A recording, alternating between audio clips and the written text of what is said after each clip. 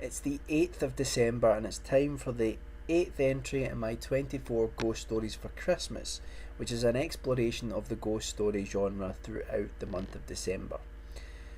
Okay, so this video is a little bit special. It's unlike anything that I've ever done before, and for that reason, a little bit of trepidation about it, but what I want to do is I want to talk about a poem. Don't switch off!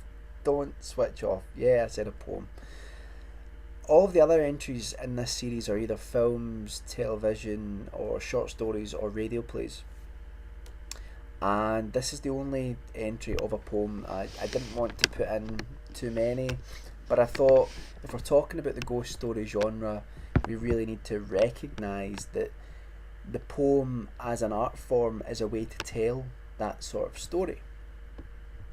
So the poem that I want to talk about is The Lesnars by Walter de la Mare. It's one which I think decades ago was taught in schools, so it may be one that a few of you are familiar with. It's a poem which gets better and better with every reading. And I want to say something about poetry just for a second here.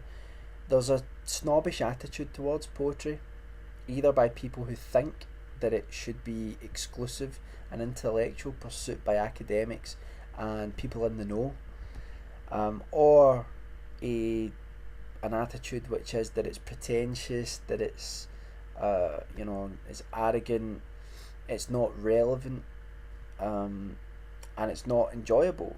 Really, poetry is something which is there for everyone, and there are so many different styles of poetry and there are so many different types of poets that there is something there for everybody. And I myself, I'm not really into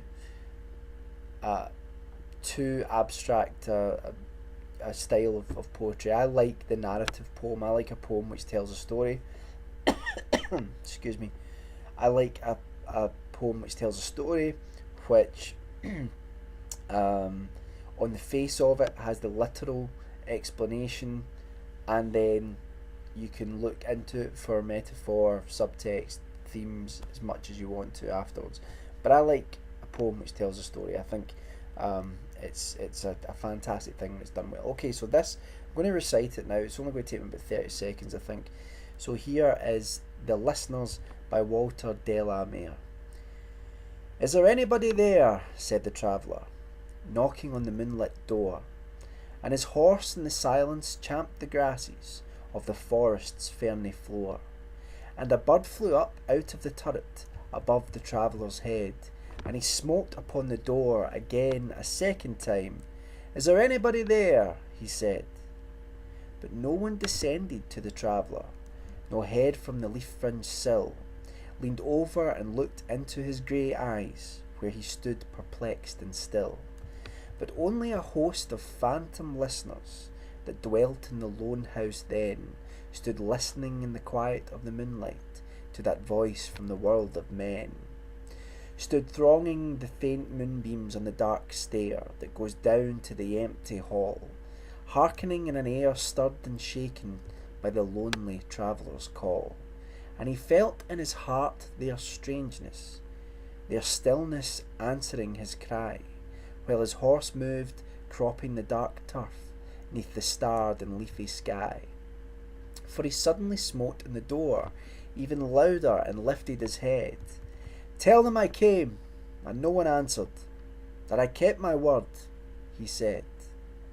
Never the least stir made the listeners, though every word he spake fell echoing through the shadowiness of the still house from the one man left awake. Aye, they heard his foot upon the stirrup, and the sound of an iron on stone, and how the silence surged softly backward when the plunging hoofs were gone. Okay, so that's the poem. I actually got a bit of it wrong there. I said and the sound of an iron on stone. I should have said and the sound of iron on stone. I'm reading it off my screen here. Anyway, never mind. So that's the poem. It's one which you might listen to that and you might think, well, where's the ghost story in that? Well, I think we can take the literal explanation of the poem first, which is just the story that it tells. So it's of a man or a woman who um, goes to through this sort of murky forest and goes to the door of a house or a lodging, and he is there on some sort of mission that he has either promised people to go or he's been sent. He goes there, and when he knocks on the door, the poem mentions phantom listeners. So at first it seems as if there's ghosts inside the house, maybe aware of him, and he then leaves, and they listen to him as he goes. And I think that that's the sort of literal idea. But what's great about this poem is the poem tells you pretty much nothing. Tells you pretty much nothing, but it sparks the imagination. And you start to look into the poem and you start to see things and understand it in different ways. And I think that's where a great poem like this comes from. So you've got the idea of these phantom listeners that it talks about, these ghosts inside the house. But it talks about the meeting of the sort of land of the living and the realm of the dead. And what's interesting is there's a line here which says, leaned over and looked into his grey eyes. So the traveller has grey eyes. Why does he have grey eyes? Now you could say that it's just atmospheric, it's the moonlight hitting his eyes. But there is an argument to be made that the traveller is actually the ghost, and that the listeners inside the house are just stirring, they are just people asleep. And he's trying to communicate with them, but can't be heard really, although they hear the faint gallop of his horse as he rides away into the distance. It's a really interesting poem. I love it. It really it's one of these ones I think which can make the hair stand up in the back of your neck if you really sort of read it a few times, and really get into it. But what makes it special is the fact that you can interpret it in so many different ways. I think there's a lot of regret in the poem as well. The idea of someone, perhaps the traveller, going back somewhere from years previous, that he said he would be there. Perhaps he made a promise, and that it always haunted him, that eventually he went. But the only thing that were there were the ghosts of the past, and that is what haunts him. And he says, I kept my promise, as if he's trying to persuade himself that everything's okay, even though perhaps he didn't keep his promise really. He feels in himself that he did, or was trying to persuade himself that he did. So I think there's so many interpretations of it. Go give it a read, and like I say, poetry's not for everyone. I suppose, in terms of, some people like films but don't like books. Some people like music but don't really like films. But when I said at the beginning poetry is for everyone, what I meant is that it's accessible to anyone who wants to read it. And it's just as valid a form of expression as the short story, the novel, radio plays, theatre, film, television. It's just as valid.